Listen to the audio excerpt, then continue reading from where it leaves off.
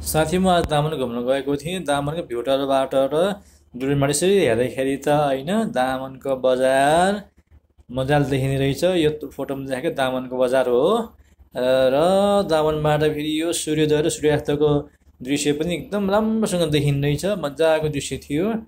त्यसै गरी यो चाहिँ दामनको पुरानो अवस्थाको गाउँ चाहिँ दामन है, त्यतिखेर खिचेको फोटो हो र यो पनि सिमभन्ज्याङ गाउँको चाहिँ यो एरियल फुटेज हो र यो चाहिँ कुलेखानीको ड्याममा रहेका ढुङ्गाहरू चाहिँ को फोटो हो। यसमा ढुङ्गा सेयर गर्न पाइन्छ र यो पनि कुलेखानी ड्यामको नै फोटो हो, जहाँ चाहिँ पौडी खेल्न पाइन्छ, माछा मार्न पाइन्छ, माछा खान पाइन्छ र यो चाहिँ थाहा नगरपालिका उपत्यकाको चाहिँ एउटा सुन्दर दृश्य हो। थाहा उपत्यका हो यो र यो चाहिँ अहिलेको दामन हो। तल देखिएका चाहिँ दामन होटलहरू हुन् र अर्को फोटोमा चाहिँ सिमभन्ज्याङ देखाएको छ, जहाँ चाहिँ हिउँले ढकमक ढाकेको छ। यो पुष माघतिरको हो, 4-5 वर्ष अगाडिको फोटो हो र अर्को फोटोमा पनि पुनः सिमभन्ज्याङ गाउँ चाहिँ हिउँले सिताम्यबाट ढाकेको देखिएको छ र पनि यो नयाँ आएको चाहिँ नक्सामा चाहिँ दामन तथा नगरपालिकाको नक्सा हो यो र यो आएको यो भर्याङ चाहिँ यो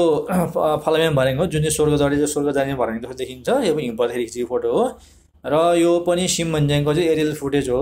परदेखि चाहिँ हिमालहरू हुन्, बजार सुन्दर राम्रो छ र यो चाहिँ होटल पाइनस हो, जुन चाहिँ दामन नयाँ गाउँमा अवस्थित छ र पुनः चाहिँ सिमभन्ज्याङको फोटो आएको छ, हिउँ परेको फोटो भने यो तल फोटोमा देखाएको चाहिँ मेरो यो आधुनिक मोडर्न घर हो। यो आधुनिक शैलीमा बनाएको घर चाहिँ तपाईँ देख्न सक्नुहुन्छ भने पुनः चाहिँ दामन भ्युटरमा लेखेको यो पर सिमभन्ज्याङ डाँडादेखि निकै लेखेको यो दामनको जङ्गलको फोटोहरू हुन्। यहाँ चाहिँ सबै सल्लाह गुनासेका रुखहरू मात्र छन् र पुनः चाहिँ यो दामनको फलामे भर्याङ डाँडाबाट लिएको दामन बस्तीको चाहिँ एउटा राम्रो सुन्दर दृश्य हो र यो चाहिँ अर्को यो सिमभन्ज्याङको आकाशबाट लिएको दामनको एरियल फुटेज हो है। धन्यवाद।